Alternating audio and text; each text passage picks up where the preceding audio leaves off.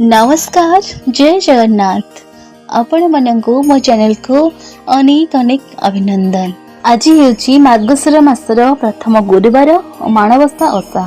कांत्या कांचन समिद्धा हिमगिरी प्रक्षे सच्युभिर्गर्जे हस्ते क्षिप हिरण्यामृतं घटे राशिच्य मानं श्रियं बिभ्रां वरं भुज जुग्म मोहयां हस्ते किरीटोज्ज्वला क्षमाबध नितंबनिम्ब ललितां वंदेर बिंदस्थिताम्। अर्थात जहाँकर कांति शुद्ध सुवर्ण परि प्रभामय एवं जहाँको हिमालय परि उच्च शुभ्र चारिटी श्वेत गजराज निजर सुंढरे अमृत कलश धारण करी अहर अभिषेक करुथांती जे निजर चतुर्हस्तरे यथाक्रमे वरद और अभय मुद्रा एवं कमल पुष्प धारण करिथांती। जहाँकर मस्तक उज्ज्वल वर्णर भव्य किरीट द्वारा शोभित जहाँकर कटी देशरे औषेय बसन शोभा पाउथाए प्रस्फुटित पद्म उपरे आरूढ़ा से ही भगवती लक्ष्मी को वंदना करुछि। माणवसा ओषा ओडिशा रे पालित एक कृषिभित्तिक पर्व। मार्गशीर मासरे ओडिया नारी माने एही ओषा पालन करिथांती। माणवसा ओषा को लक्ष्मी पूजा मध्य कहा जाए। एही समय धन धान्य आश्चर्य और दयाक्षमार प्रतिमूर्ति रूपे लक्ष्मी को कल्पना कर जाई घरर स्त्री समृद्धि परिष्कार परिच्छन्नता आदि प्रति दृष्टि दिया जाय थाए। मार्गशीर मासरे पूजा घरे धान मेंटा बा धान बेणी रे सजा जाय थाए। धान केंडा को गुंथी एही मेंटा बा बेणी तैयारी करा जाय। चाउल आदि शस्य मापिबा पई मार व्यवहार होय थाए। एही ओषारे धानमाण बसाई ताहाकू पूजा करा जाउथिबारु ओषाटी माणवसा नाम रे जणा जाए। एहार किंबदंती माणवसा गुरुवार किंबदंती बलराम दासंग लक्ष्मी पुराण रे वर्णना करा जायछि।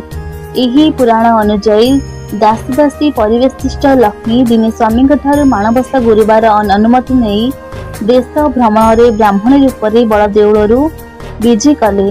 किए तांको पूजुछि ताहा जानिबा निमंते से घर घर बुलिले।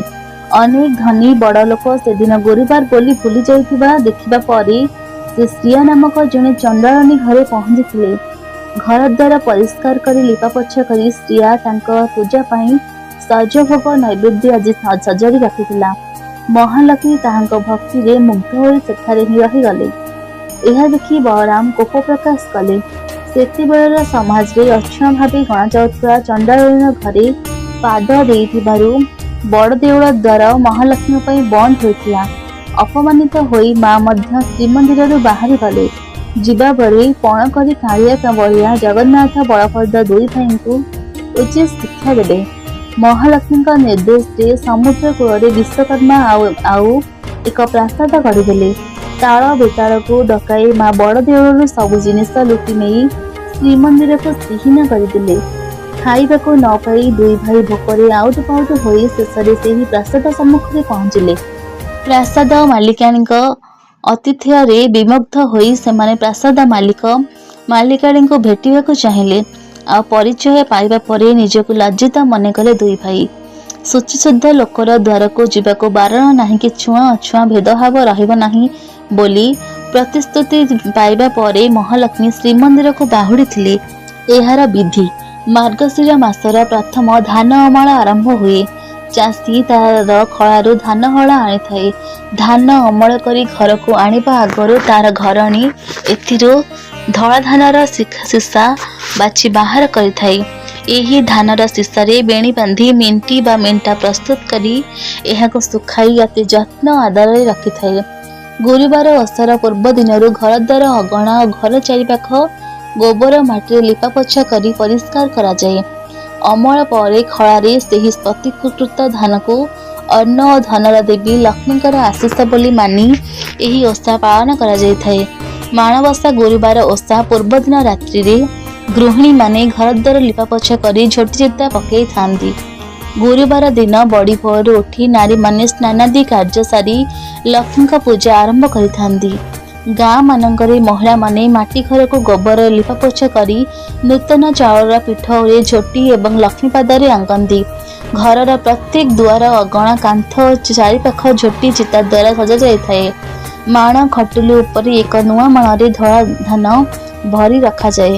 ହଳଦୀ ଓ ଗୁଗୁଳ ବାଟି ମାଣର ଉପର ପାର୍ଶ୍ୱରେ ଲେପ ଦିଆଯାଏ, ଯାହା ଏକ ମୁହଁର ରୂପ ନେଇଥାଏ। ସେଥିରେ କଉଡ଼ିକୁ ଆଖି ଭାବେ ବ୍ୟବହାର କରି ନିଜ ସୃଜନ ଶୈଳୀ ଦ୍ୱାରା ମାଣିକୁ ଏକ ସୁନ୍ଦର ମୁହଁର ରୂପ ଦେଇ ଖଟୁଲି ରଖି ତା ଉପରେ ଧାନର ମେଣ୍ଟାକୁ ରଖାଯାଏ। ନାଲି ଛିଟ ଓ ସୁନ୍ଦର ପାଟକନାରେ ଓଢ଼ଣି ଦେଇ ଏହାକୁ ଏକ ନବବଧ୍ର ରୂପ ସଦୃଶ କରାଯାଏ। ମା ଲକ୍ଷ୍ମୀଙ୍କର ଖଟୁଲି ବା ଆସ୍ଥାନ ଚାରିପଟେ 16 ପାଖୁଡ଼ା ବିଶିଷ୍ଟ ଦିବ୍ୟ ପଦ୍ମ ଅଙ୍କନ କରାଯାଇଥାଏ। ଘରର ଚତୁଃପାର୍ଶ୍ୱରୁ ମାଙ୍କର ପଦ୍ମପାଦର ଚିତା ଆସ୍ଥାନ ପର୍ଯ୍ୟନ୍ତ ଆଙ୍କିଥାଏ। କେହି କେହି ଗବପତ୍ର, ଗୟା ତୁଳସୀ, କଳାପାତି, ସିନ୍ଦୁର ଫରୁଆ, ପିତ୍ତଳ ମୂର୍ତ୍ତି ଇତ୍ୟାଦି ରଖିଥାନ୍ତି। ଧାନ ଖଳାକୁ ମଧ୍ୟ ସେଦିନ ଝୋଟି ଚିତାରେ ବିଚିତ୍ର କରାଯାଇଥାଏ। ମହାଲକ୍ଷ୍ମୀଙ୍କର ସ୍ଥାପନା ପାଇଁ ଠାକୁର ଘରର ଏକ ସ୍ୱତନ୍ତ୍ର ସ୍ଥାନ ନିରୂପଣ କରାଯାଏ। ପୂଜା ସ୍ଥାନରେ ପୀଠ ଉପରେ କୋଠି କରି 16 ପାଖୁଡ଼ା ପଦ୍ମଫୁଲ ଅଙ୍କାଯାଏ। ପୂଜା ପାଇଁ ପୂର୍ବରୁ ପ୍ରସ୍ତୁତ କରି ରଖାଯାଇଥାଏ ଅମଳ ହୋଇଥିବା ଶୁକ୍ଳ ଧାନ, ମାଣ, ଗୁଆ, କଉଡ଼ି, ନଡ଼ିଆ, ଦୁବ, ବରକୋଳି ପତ୍ର, ସିନ୍ଦୁର, ଧୂପଦୀପ ଓ ନୈବେଦ୍ୟ। ମାଣ ବସାଇବା ପୂର୍ବରୁ ସେହି ମାଣକୁ ହଳଦୀ ପାଣିରେ ଧୋଇ ଖରାରେ ଶୁଖାଯିବା ପରେ ସିନ୍ଦୁର ବୋଳାଯାଏ। ପ୍ରଥମେ ଏକ ଖଟୁଲିରେ କିଛି ନୂଆ ଧାନ ରଖାଯାଏ। ସିନ୍ଦୁର ବୋଳାଯାଇଥିବା ମାଣ ବା ଗଉଣୀକୁ ଲକ୍ଷ୍ମୀ ଦେବୀଙ୍କର ପ୍ରତୀକ ସ୍ୱରୂପ ନୂଆ ଢଲାକଣାରେ ପୂର୍ଣ୍ଣ କରି ତା ଉପରେ ଗୁଆ ରଖାଯାଏ। ସେହି ମାଣକୁ ଖଟୁଲି ଉପରେ ବସାଇ ତା ଉପରେ ମାଣ ବେଣୀ ରଖି ନୂତନ ପାଟ ଲୁଗାର ଓଢ଼ଣି ଢଙ୍କାଯାଏ। ମହାଲକ୍ଷ୍ମୀଙ୍କୁ ଏକ ନବବଧୂ ବେଶରେ ସଜାଯାଇ ଚନ୍ଦନ, ସିନ୍ଦୁର ଆଦି ଦେଇ ସ୍ଥାପନା କରାଯାଏ। ବିଧି ଅନୁଯାୟୀ ଖଟୁଲି ଉପରେ ଲକ୍ଷ୍ମୀଙ୍କର କାଠରେ ନିର୍ମିତ ପ୍ରତିମା, ପାନିଆ, ଆଇନା, କଜ୍ଜଳ ଏବଂ ଖଟୁଲି ପାଖରେ ଆଖୁ ମୂଳା ନିକଟରେ ରଖାଯାଇଥାଏ। ମାଙ୍କ ଭୋଗ ପୂଜା କାଳରେ ଧୂପ, ଦୀପ, ନୈବେଦ୍ୟ ଆଦି ଅର୍ପଣ କରାଯାଏ। ଲକ୍ଷ୍ମୀଙ୍କ ପାଖରେ ପିଠାପଣା, ଫଳମୂଳ ଭୋଗ, କଦଳୀ, ଛେନା, ନଡ଼ିଆ, ଗୁଡ଼, ଗୋଲମରିଚ, ଅନ୍ୟାନ୍ୟ ଫଳ ଲକ୍ଷ୍ମୀଙ୍କ ପାଖରେ ଲଗାଯାଏ।